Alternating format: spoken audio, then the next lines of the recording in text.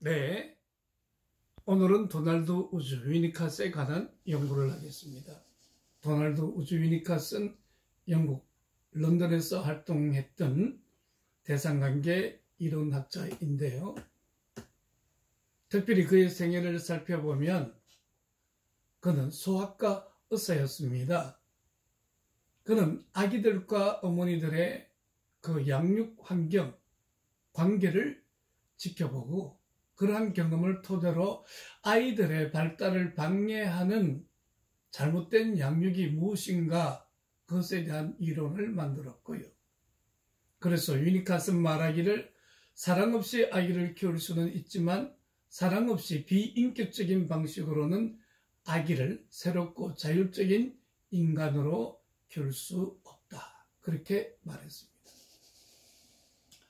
그러므로 여기서 알 수 있듯이 위니카스는 발달을 촉진시키는 촉진 환경으로 어머니의 사랑을 말하고 있습니다. 환경적인 측면에서 모두 다 제공이 됐다 할지라도 사랑이 없이 비인격적인 양육이 일어나면 아이는 타고난 잠재력을 발휘하지 못할 뿐만 아니라 자율적인 인간으로 성장이 어렵다는 것입니다. 특별히 거짓자기 형성에 대한 이론으로 유명한데요. 그의 주요 연구 과제는 내적 현실 감각, 의미 있는 삶, 창조적인 자기 경험, 자기 표상 이미지와 거짓자기 이런 주제들이 그의 연구의 핵심이었습니다. 특별히 거짓자기는 자기 장애의 가장 큰 원인은 심한 학대와 심각한 박달에 있지 않고 한 개인이 자기의 장애가 일어나는 것은 어머니가 아기를 대하는 태도, 양육의 질이 떨어지기 때문에 발생한다는 것입니다. 물론 심각한 박탈과 또 심한 학대를 받았다면 건강한 자기를 형성하기가 어렵겠죠. 그러나 그것 못지않게 큰 원인이 되는 것은 어머니의 양육 태도가 사랑 없는 양육 태도가 더 큰 원인이 된다고 말하고 있는 것이죠. 여기 이 그림을 보면 변증법적인 관계를 볼 수 있습니다. 주관적인 전능 경험이 가득하고 객관적 현실 경험은 미약하다면 그것은 매우 자기애적인 사람이 되고 1차적 자기감에 사로잡혀서 뭔가 유아적인 전능성 그러한 것에 사로잡혀 있을 거예요. 그러나 객관적인 현실이 온전하게 이해되지 않겠죠. 그러나 반대로 객관적인 현실은 큰 무게로 다가오는데 그렇게 되면 주관적 전능감은 거기에 비례해서 현저하게 추락해버리고 말거든요. 그러면 이 아이는 일종의 삶의 무게를 어릴 때부터 양 어깨에 지고 가는 아이, 그래서 성인 아이로 자라게 되면서 자신감 있고 전능감에 사로잡혀 있는 그런 힘 있는 삶을 살지 못하고 의기소침한 삶을 살게 된다는 것입니다. 그러므로 주관적 전능감과 객관적 현실 경험이 잘 밸런스를 맞추는 것 매우 중요하다고 하겠습니다. 유아의 마음속에서 소망과 욕구는 자발적으로 떠오르고 그것들이 충족되면 유아는 존재의 연속성이라는 흐름에 다시 녹아듭니다. 그러므로 특별히 위니카스는 생애 최초의 몇 달 동안 자폐 단계 그리고 공생적 융합 단계까지 유아가 겪는 경험의 질을 매우 중요하게 여겼다는 것을 우리들에게 보여주고 있습니다. 일종의 100m 달리기를 할 때에 처음 한 10m 달리는 것을 보면 앞으로 남은 90m를 어떻게 달릴 수 있는지가 보여지듯이 한 개인의 생애 초기에 그 어떤 경험, 삶의 질은 장차 앞으로의 그 사람의 삶을 일종의 표상하는 내용물이 된다는 점에서 매우 중요하다고 하겠습니다. Holding environment, 안아주는 환경이라는 개념이 있는데요. 이것은 어머니는 아이의 역동을 적절하게 환경을 제공해 줄 뿐 아니라 필요하지 않을 때는 어머니가 물러나 주는 것이 매우 중요합니다. 즉 보호받고 있다는 것을 의식하지 못한 채 보호받는 물리적, 심리적 공간 창조하는 것이 매우 중요하고 이것이 바로 안아주는 환경이라고 하는 거죠. 좀 더 쉽게 얘기하면 충분히 좋은 엄마는 아이에게 몰두하고 그리고 몰두하기 때문에 아이의 역동을 정확히 알아내고 대상 세계를 제공해 줘요. 그러나 엄마가 필요 없을 때에 아이도 홀로 있고 싶을 때가 있거든요. 그럴 때는 어머니가 뒤로 물러나서 아이가 자기가 노는 놀이에 몰두하도록 물러서 줄 아는 엄마. 그래서 뭔가 엄마로부터 보호받고 있다는 것을 의식하지 못한 채에 보호받고 있다는 믿음을 가지는 것, 이것이 바로 심리적인 건강한 공간이라고 말할 수 있겠어요. 이런 안아주는 환경은 건강한 심리적 공간을 창조하게 해준다는 것입니다. Primary Mother Preoccupation이라는 이 개념은 엄마가 모성적인 몰두를 하는 것을 가리켜서 1차적 모성적 몰두라고 합니다. 어머니는 임신 말부터 출산 후 4개월 동안 아기에게 강력하게 몰두합니다. 이를 통해 어머니는 유아에게 성장을 촉진해주는 환경을 제공하는 것입니다. 즉 아이는 어머니는 개인적인 관심, 신체적인 걱정에서 벗어나 자신의 모든 존재와 활동을 아기의 바램과 욕구에 맞추게 되는 일종의 창조적인 광증이라고 할 수 있겠습니다. 사랑하면 몰두하게 되는 것이죠. 근데 이 1차적 모성적 몰두는 거의 동물적인 몰두요, 그리고 공생적 융합 안으로 깊이 빠져드는 그와 같은 몰두이기 때문에 바로 이러한 엄마의 몰두가 있어야만 아기는 성장을 촉진해주는 환경 경험을 할 수 있다는 것이죠. 근데 모든 엄마가 다 1차적 모성적 몰두를 할 수 있는 것은 아니에요. 어떤 엄마는 수월하고 어떤 엄마는 이것이 어려운 엄마들도 있는 것이죠.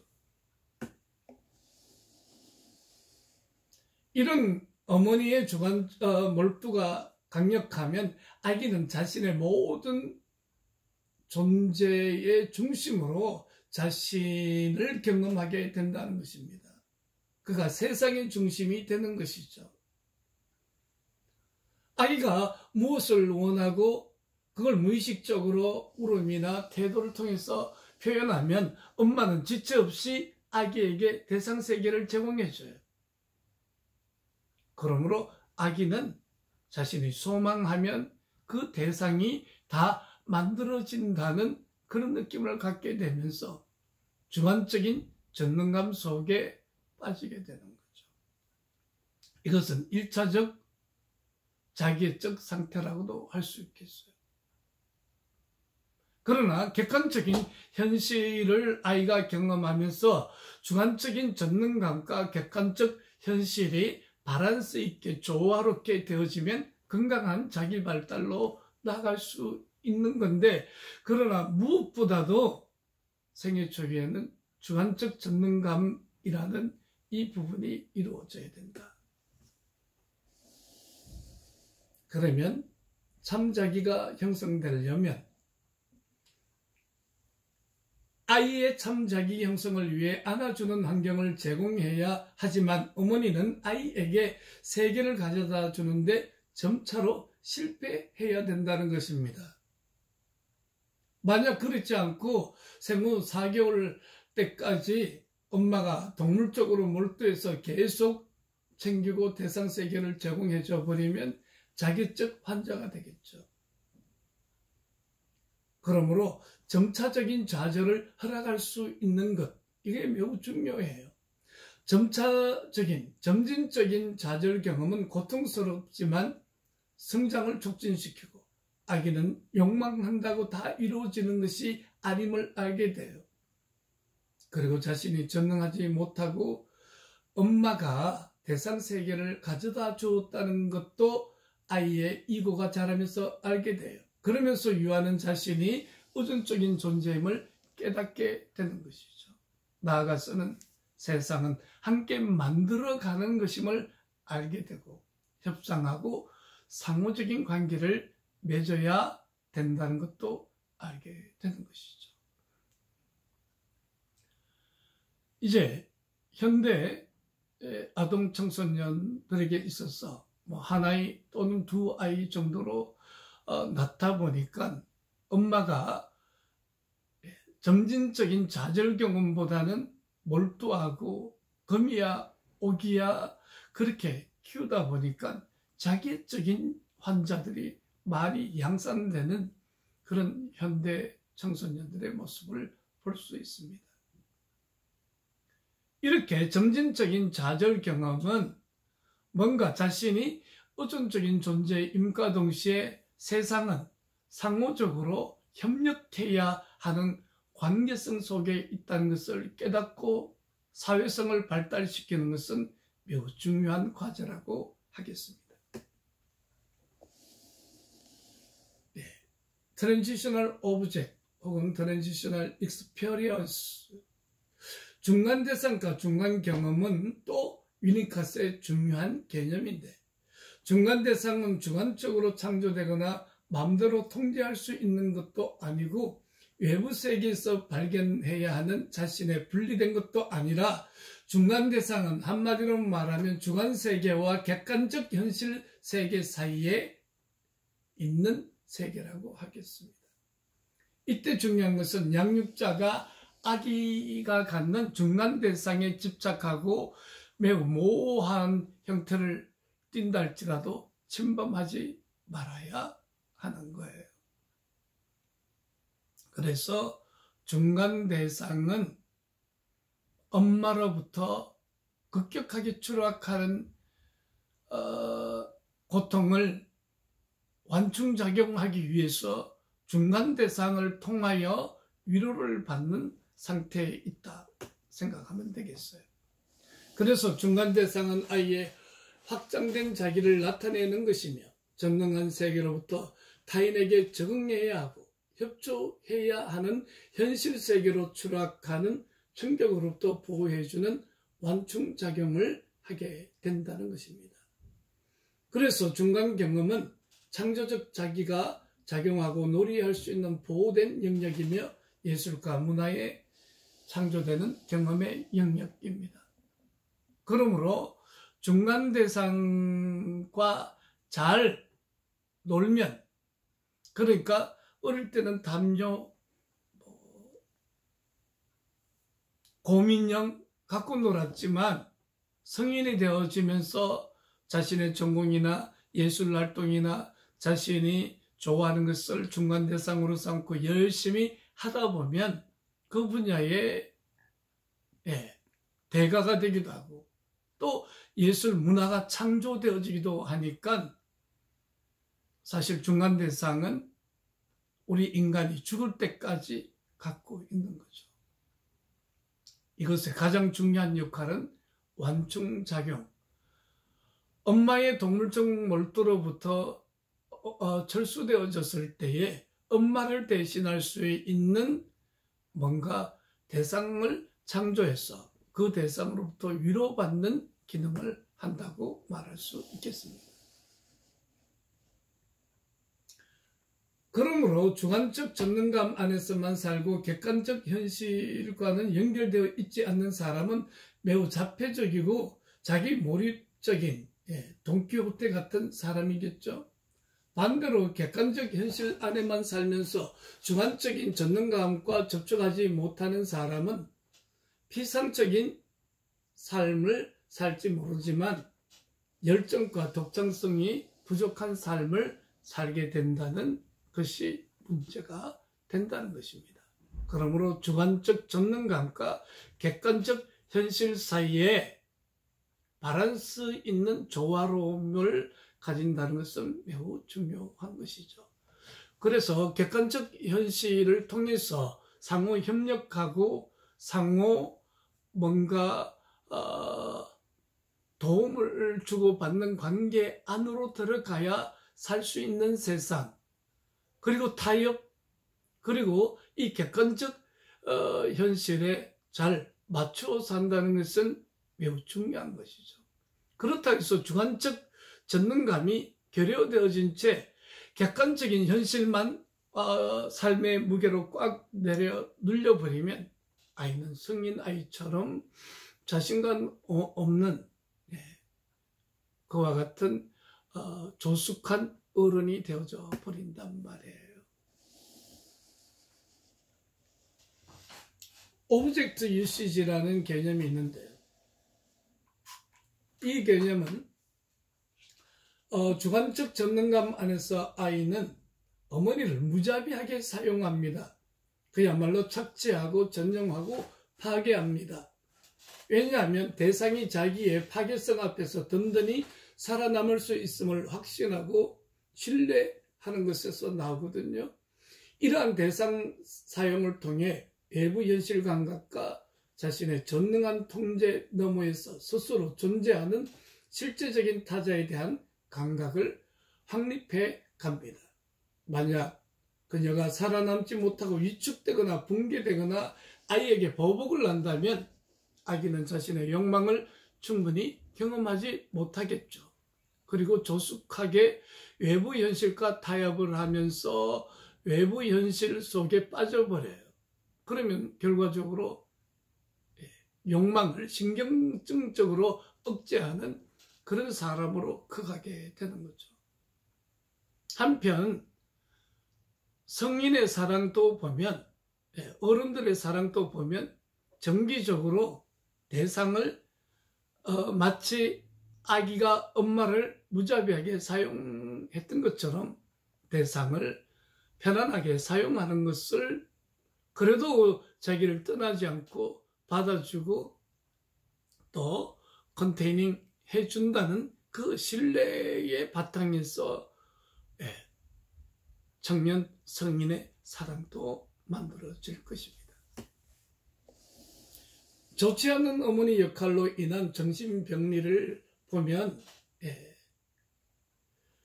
임피치먼트, 침범이 나쁘다는 거예요. 아이가 욕망을 표현했음에도 불구하고 그 욕망이 충족되지 않으면 아이는 자신이 무시되거나 오해받는다고 느끼며 침범을 경험한다는 것입니다. 아이가 즐겁게 그림을 그리거나 놀이에 푹 빠져 있는데 자기적 엄마가 그 놀이를 방해하고 자기에게 관심을 가져주기를 바랄 때 역시 아이의 한 부분이 침범되어지고 나아가서는 학대하거나 유기해버리면 이거는 끔찍한 침범으로 남게 될 것입니다.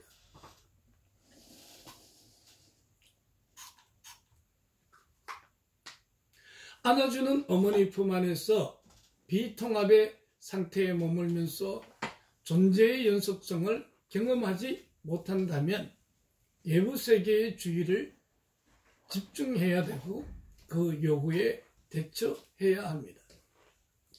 그러므로 좋지 않는 어머니는 아이가 자유롭게 자기를 확장시키고 견고하게 만들 수 있는 보호받는 정신적 공간을 제공하기보다는 좋지 않은 어머니는 아이 자신이 즉각적으로 대처해야 되고 적응해야 하는 그런 끔찍한 세계를 제공합니다. 그래서 아이의 관심은 조숙하게 외부 세계로 돌려주고 그러므로 아이의 주관성만 발달시키고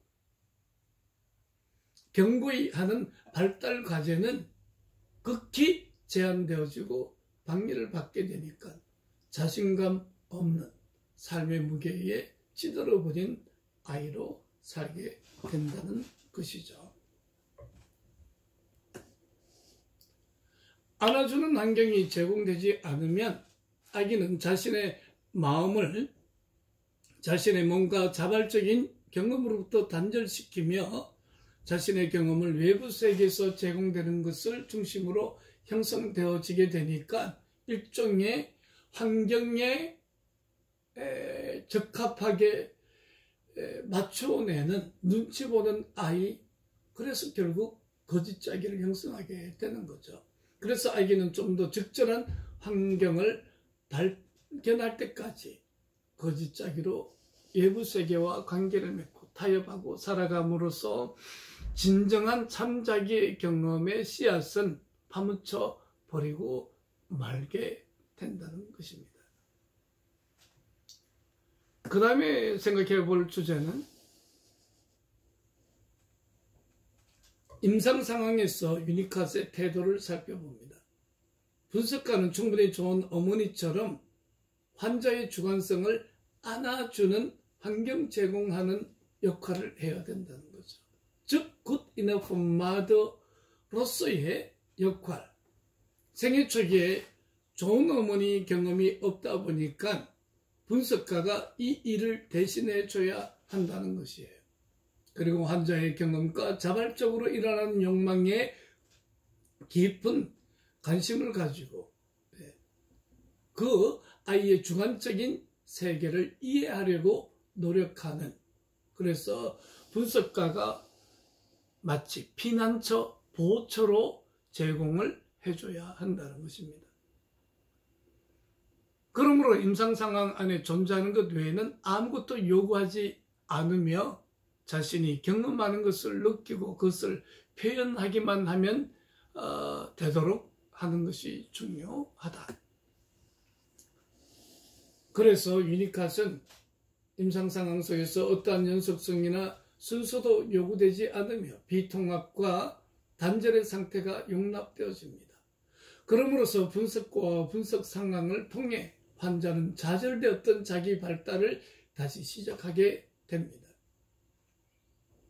정신병리는 자기 자신의 주관적인 경험의 원천이 제거되고 떨어져 나가는 내부 분열에서 생깁니다. 그래서 문제는 갈등이나 욕망 그리고 기억들에 있지 않고 경험을 형성하는 전체적인 방식에 있다는 것입니다. 태행은 초기 욕망들을 떠오르게 할 뿐 아니라 자기 성장을 위해 필요한 자아의 욕구들을 출현시키게 됨으로써 치료에 유용하다고 하겠습니다.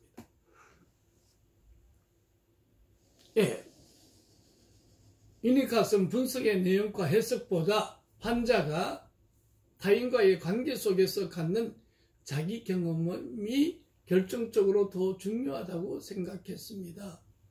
그래서 면담 시간을 규칙적으로 정하는 것조차도 마치 아기가 자기 요구에 의해서 젖을 먹는 것이 아니라 정해진 시간표에 따라 젖을 먹는 것과 같이 하여 환자에게 적응해야 할 인위적인 환경을 만들어줌으로써 뭔가 현실에 적합한 존재로 성장하게 해야 한다는 생각을 가졌고요.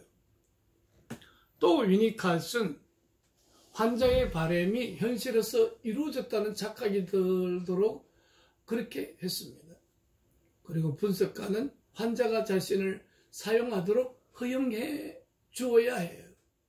그래서 환자가 분석가를 창조했다고 느끼도록 해주고, 그렇게 상상하고 환상할 수 있는 능력을 재발견해 주도록 해주는 것, 그는 매우 실제적이고 개인적인 의미 있는 경험을 창출하도록 도와주어야 한다는 겁니다. 예를 들면 자기 분석실로 내담자가 구두 소리를 내면서 또각또각 걸어오고 있어요. 그때 위니캇은 문고리를 잡고 서 있다가 녹화하기 딱 직전에 문을 열어주므로 지난 회기 이후에 계속 너를 기다렸던 관심을 표명하는 일종의 사랑 표현으로 그와 같은 놀이 내지는 장난도 했다는 것입니다. 이렇게 함으로써 아이는 마치 유아를 자기가 창조했다고 느껴지는 그런 상태에 있는 것이죠. 그 다음에 우리가 생각해 볼 부분은 참자기의 발달입니다. 위니캇은 참자기를 이렇게 생각했습니다.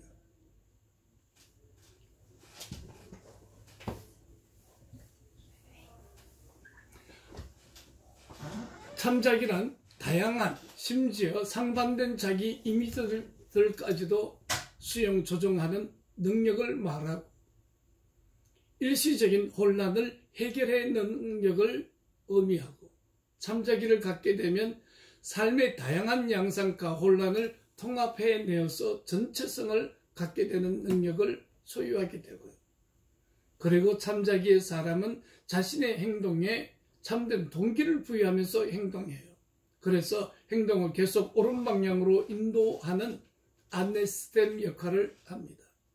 과거 다양한 역할을 했던 인물인 동시에 참자기는, 그러니까 어머니가 참자기를 가져야 아이도 참자기 능력을 가지는 거죠. 동시에 현재 자기의 해고록을 쓰는 바로 그 사람으로 역할을 하는 것이에요. 그러므로 유니카스의 가장 핵심 용어가 참자기와 거짓자기라고 말할 수 있겠습니다. 계속 그 참자기를 살펴보면 그 다양한 역할들을 상호 연관시켜 전체적 인생, 전체적 자기를 형성하는 방법을 알게 되고, 참자기를 소유한 사람은 현재의 자기는 끊임없이 변화된 역할, 행동, 환경의 산물이라는 것을 이해하게 되며 자기의 이미지들은 특정 시기 상황에서 저절로 갖게 되는 이미지들입니다. 거기에는 의식적이든 무의식적이든 진실이든 왜곡된 것이든 우리의 몸에 대한 이미지도 포함되어집니다. 그러므로 참자기가 있기 때문에 우리는 시공을 넘어 우리 내부에 존속하는 특별한 존재로 인식할 수 있고, 그 존재는 자신의 다양한 구성 요소들의 변화에 상관없이 자신을 독특한 실체로 존엄성을 가지고 살 수 있게 만들어줘요. 그리고 참자기는 자기 이미지와 행동들의 관계 방식을 이해하고, 따라서 그것들을 우리 자신의 것으로, 또 우리 자신의 정직한 표현으로 인식할 수 있습니다. 참자기가 있기에 자신의 본질적이고 개별적인 독특한 정체성을 자강하는 동시에 변화하는 환경에 창조적으로 적응할 수도 있고요. 그 결과 영습적이고 독특한 자신의 정체성을 계속 표현하면서 진짜로서 자신의 삶을 살 수 있게 해준다. 그러면 참자기의 목적은 무엇일까요? 참자기의 목적은 현실 과제를 숙달하여 정신적 안정을 유지하는 데 있습니다. 거짓자기는 대개 유아적 환상에서 나고, 거짓자기의 목적은 현실 과제에 대처하기보다 방어적 환상을 충족시키는 데 있습니다. 그러므로 참자기의 사람은 현실 과제를 잘 해결해내요. 그리고 정서적인 안정을 가지고 무엇보다도 자신에 대한 존엄성을 갖는 것이 특징이라고 할 수 있겠어요. 이것은 보호받고 있다는 환상을 조장하기 위해 자기 활성화를 회피하고 그것이 곧 기분 좋게 느끼는 수단이 된다. 거짓짜기의 사람들은. 그래서 거짓짜기의 목적은 적응이 아니라 방어적이라는 것이에요. 그래서 거짓짜기는 고통스러운 감정을 차단시키는 것이죠. 그래서 현실에 숙달되려는 익숙해 버리려는 그런 자세를 취하고, 예? 그러니까 그냥 환경에 흡수되어 버리는 거죠. 고통스러운 감정을 회피하려 하고 그 목적을 위해 현실 숙달이 희생되어져서 현실감 없는 삶, 창조적인 삶을 살지 못하고, 예.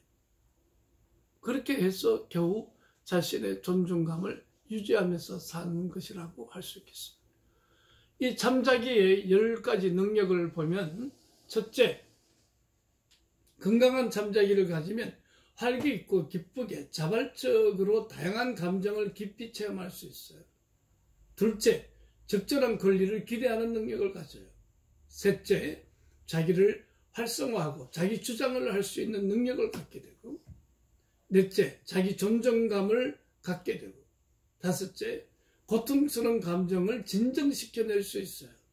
그리고 여섯째, 인생에서 전념할 만한 일을 정해서 매진할 수 있고, 일곱째, 창조성을 드러낼 수 있게 되는 것입니다.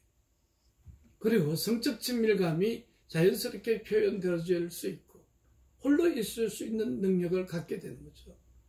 홀로 있을 수 있는 능력은 고도로 정교화된 현상이며 많은 긍정적인 요소들을 갖고 있어요.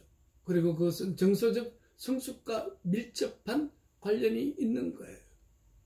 홀로 있을 수 있는 능력은 누군가 곁에 있으면서 물리적으로는 홀로 있었던 경험에 기초해 있는 거예요. 그러므로 심리적으로는 항상 엄마와 연결되어져서, 물리적으로 혼자 있다 할지라도 아이는 고통하지 않는 것이죠. 그리고 10번째로는 자기감의 연속성을 갖고 있기 때문에 자기감이 무너지지 않고 그냥 연약한 자기로 똑똑똑똑 부러지거나 휘어져 버리는 것이 아니라 탄력성 있게 흔들거리지만 다시 금방 제자리를 찾아내는 능력이 있는 것이죠. 이런 아름다운 참자기가 만들어지려면 좋은 가정을 갖는 것이 되게 중요할 거예요. 이것은 영국 브루드호프 커뮤니티를 방문했을 때에 스리랑카 신부 그리고 아이가 둘, 넷, 5명? 아마 이 집에 6명인가 그랬는 것 같은데, 그리고 자기 아버지 어머니 그리고 장인 장모 이렇게 대가족이 행복하게 사는 모습을 보았습니다. 즉 사랑하고 사랑받는 그런 경험이 많게 되면 아이는 참자기 능력으로 이 세상을 살아갈 수 있다는 것입니다. 감사합니다.